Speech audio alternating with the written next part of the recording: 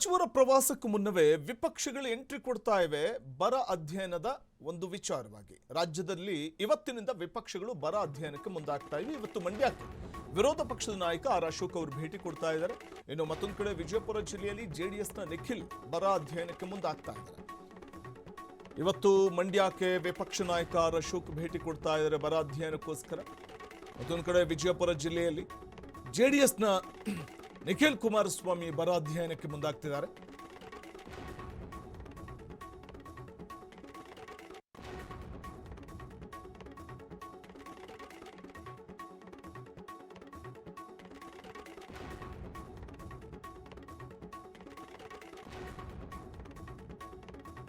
ಜೆಡಿಎಸ್ನ ನಿಖಿಲ್ ಕುಮಾರಸ್ವಾಮಿ ಬರ ಅಧ್ಯಯನಕ್ಕೆ ಮುಂದಾಗಿದ್ದು ಹಲವು ಜಿಲ್ಲೆಗಳಲ್ಲಿ ಕೈಕೊಟ್ಟಿರುವಂತಹ ಮುಂಗಾರು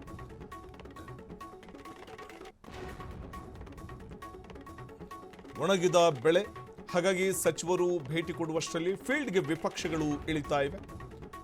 ಸಿಎಂ ಸೂಚನೆ ನೀಡಿದ್ರು ಕೂಡ ಜಿಲ್ಲೆಗಳಿಗೆ ಸಚಿವರುಗಳು ತೆರಳಿಲ್ಲ.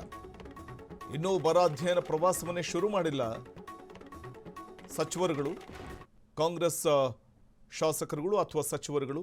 ಇದರ ನಡುವೆ ವಿಪಕ್ಷಗಳು ಈಗಾಗಲೇ ಫೀಲ್ಡ್ಗೆ ಇಳಿದ್ವೆ. ಬಿಜೆಪಿ ಜೆಡಿಎಸ್ ನಾಯಕರು ಬರ ಅಧ್ಯಯನಕ್ಕೆ ಮುಂದಾಗಿದ್ದು, ಒಂದು ಕಡೆ ವಿರೋಧ ಪಕ್ಷದ ನಾಯಕ ಆರ್ ಅಶೋಕ್ ಅವರು ಫುಲ್ ಆಕ್ಟಿವ್ ಆಗಿದ್ದಾರೆ, ಹೈಪರ್ ಆಕ್ಟಿವ್ ಆಗಿದ್ದಾರೆ ಅಶೋಕ್ ಅವರು. ಮಂಡ್ಯ ಭಾಗದಲ್ಲಿ ಬರ ಅಧ್ಯಯನಕ್ಕೆ ಅಂತ ವಿರೋಧ ಪಕ್ಷದ ನಾಯಕ ಆರ್ ಅಶೋಕ್ ಅವರು ಮುಂದಾಗಿದ್ದಾರೆ. ಮತ್ತೊಂದು ಕಡೆ ವಿಜಯಪುರ ಜಿಲ್ಲೆಯ ಬರ ಅಧ್ಯಯನಕ್ಕೆ ಅಂತ ಸ್ವತಃ ಜೆಡಿಎಸ್ನ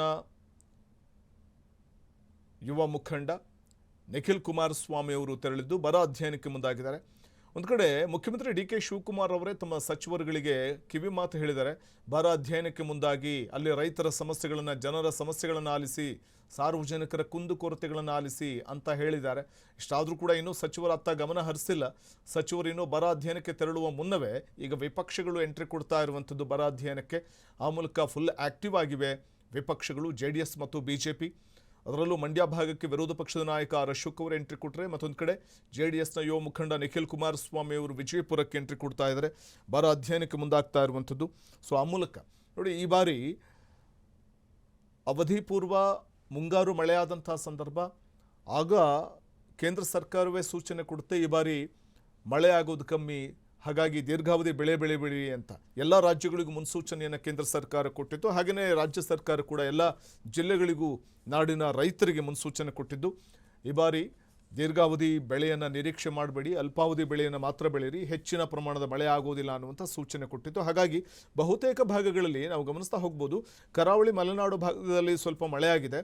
ಮತ್ತು ಮಹಾರಾಷ್ಟ್ರದ ಪಶ್ಚಿಮ ಘಟ್ಟ ಪ್ರದೇಶದಲ್ಲಿ ಮಳೆಯಾದ ಹಿನ್ನೆಲೆಯಲ್ಲಿ ಕೃಷ್ಣಾ ನದಿಯ ಪ್ರವಾಹ ಹೆಚ್ಚಾಗಿ ಅನೇಕ ಅಣೆಕಟ್ಟುಗಳು ಭರ್ತಿಯಾಗಿದೆ. ಇದರ ಹೊರತಾಗಿಯೂ ಕೂಡ ಮಂಡ್ಯ ಭಾಗ ಇರಬಹುದು ಅಥವಾ ವಿಜಯಪುರ ಜಿಲ್ಲೆಯ ಹಲವು ಭಾಗಗಳಲ್ಲಿ, ಹಲವು ಜಿಲ್ಲೆ ಅಥವಾ ಹಲವು ತಾಲೂಕುಗಳಲ್ಲಿ ಬರದ ಒಂದು ಪರಿಸ್ಥಿತಿ ಎದುರಾಗಿರುವಂಥದ್ದು. ಹಾಗಾಗಿ ಬರದ ಕಾರ್ಮೋಡ ಆವರಿಸಿರುವಂತಹ ಸಂದರ್ಭ. ಇದೇ ಕಾರಣಕ್ಕೆ ವಿಪಕ್ಷಗಳು ಬರ ಅಧ್ಯಯನಕ್ಕೆ ಇಳಿದಿವೆ. ಹಾಗಾಗಿ ಒಂದು ಕಡೆ ವಿಜಯಪುರಕ್ಕೆ ನಿಖಿಲ್ ಕುಮಾರಸ್ವಾಮಿ ಎಂಟ್ರಿ ಕೊಟ್ಟರೆ, ಮತ್ತೊಂದು ಕಡೆ ಮಂಡ್ಯ ಭಾಗದ ಬರ ಅಧ್ಯಯನಕ್ಕೋಸ್ಕರ ವಿರೋಧ ಪಕ್ಷದ ನಾಯಕ ಆರ್ ಅಶೋಕ್ ಅವರು ಫೀಲ್ಡ್ಗಿಳಿದಿದ್ದಾರೆ. ಆಡಳಿತಾರೂಢ ಕಾಂಗ್ರೆಸ್ ಸರ್ಕಾರ ಎಚ್ಚೆತ್ತುಕೊಳ್ಳುವ ಮುನ್ನವೇ ವಿಪಕ್ಷಗಳು ಎಚ್ಚೆತ್ತುಕೊಂಡಿದ್ದು ಬರ ಅಧ್ಯಯನಕ್ಕೆ ಮುಂದಾಗಿರುವಂಥದ್ದನ್ನು ಕಾಣಬಹುದಾಗಿದೆ.